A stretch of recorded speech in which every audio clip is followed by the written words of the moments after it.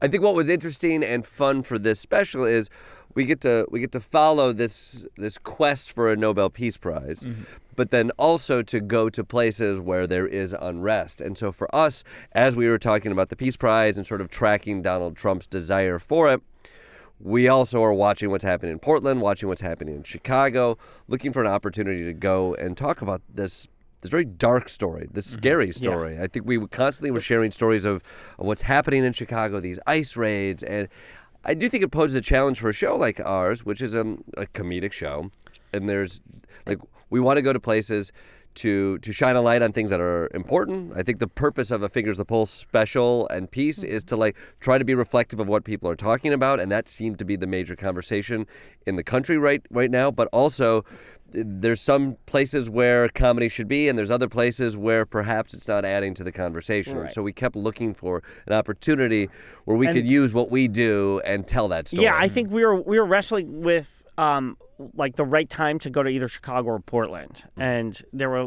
we kept almost going, and then suddenly something materialized, and it was a lot of dongs. Two questions for you. What is the president talking about then? And secondarily, where are your pants? Yeah, well, let me start with the pants. Being naked is a form of vulnerability. So this is an act of protest. Absolutely. And these brave, cold people are protesting Trump's federal crackdown in the most Portland way possible. I owe it to Portland to stand up to ICE and to the government. Wow. So you're going to stand up today? Yeah. Do you plan on being erect? Who knows? I'm too stoned to do anything stupid. Follow the dongs. That's what we've if there's dongs, always follow the dongs. They will lead you to comedy, gold, and or your story. And there was a naked bike ride taking place in Portland, Oregon, that for us, we followed the dongs and it took us right there. It was a protest against ICE, and being naked, I guess, is a common form of protest in Portland. Well, I think it's just a way to commute in Portland. It's also used to protest. I mean, they protest all the time in Portland. In their commuting, they often just protest. So it was very natural to It's Portland. A weird thing for a cold, wet city. It's a very cold, wet city that's very open to being naked. Yeah, bracing northwest temperatures don't really mesh well with appendages that are affected by such weather. Yeah. It feels like it could have been this protest, it's a fleece protest. I'd be like, that makes sense. You're all going to put on your fleece and go. It was the opposite. The point of this one was because what was happening and what we talk about, what we cover, and what we saw there at this ICE facility. Comedy found its way there as a tactic of protest. Suddenly, these images of people dressed as chickens and frogs made the news because what we were witnessing was the Trump administration trying to frame Portland as a very violent, Antifa-laden city.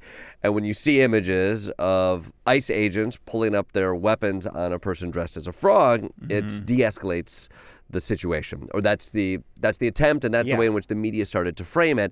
And the naked bike ride was an extension of that. They saw that things were getting really hot in Portland, and many of the people who were organizing the naked bike ride talked about how this is proving we have nothing to hide. We want this image. Yeah. There is aggressive action being taken at these ICE facilities. We want to draw attention towards that, and we want to show you we are approaching this in a comical and unthreatening manner. Yeah, we're saying we're not going to give you a reason to come at us.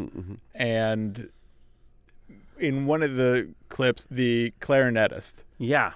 And being arrested. And I can think of no more dystopian sentence. And you come across these a lot in the past couple of years, but you find yourself saying the sentence, the clarinetist was thrown to the ground by federal agents and arrested. Wow. Yeah. It's unbelievable. It felt like an encapsulation of what living in America is like right now. Right. I will say when we showed up at the naked rally, it was cold, it was rainy. I didn't expect many people to be there, and there were hundreds and hundreds of naked people there. And after you get past the shock of so many naked people and dongs, it really was an uplifting, energetic vibe. It was people who were passionate about what was happening, what was happening with these ICE agents, you saw these images, was horrifying. And there were so many people who were like, we want to show up. We want to show solidarity. There was joy. There was comedy. I'm often asked, like, what is the role of comedy in these weird, dark, and trying times? I think in the role of protest, this is the best use of comedy. It was organic, it was thoughtful, and it was joyful, and yet that joy was being put up against these aggressive actions. And to me, it was like, this is joy as an act of protest. And that was very life-affirming and interesting to see. We take that to the ICE facility, which is this sort of joyous act of solidarity. And when we arrive, like, there are these people dressed as animals. There's more protest. There's music. There's song. There is this feeling of protest. But there's also men who are shooting pepper bullets into the crowd. There is an act of aggression that's happening. There's positive chants mixed with some right-wing agitators who are on the outside who are screaming epithets at the naked people. They're being anti-LGBTQ. You're hearing a lot of stressful things. And then, as Scott says, suddenly we see an aggressive act where these ICE agents push into the crowd, into a band that are literally dressed as bananas, playing music, shoved into the ground. Pepper spray is being shot out. Our camera guy is coughing and pulled out because he's got pepper spray in his lungs. You're like, this, it's such a chaotic, wild moment that's filled with both joy and hatred and anger and righteous anger and cruelty and beauty and fucking America right now.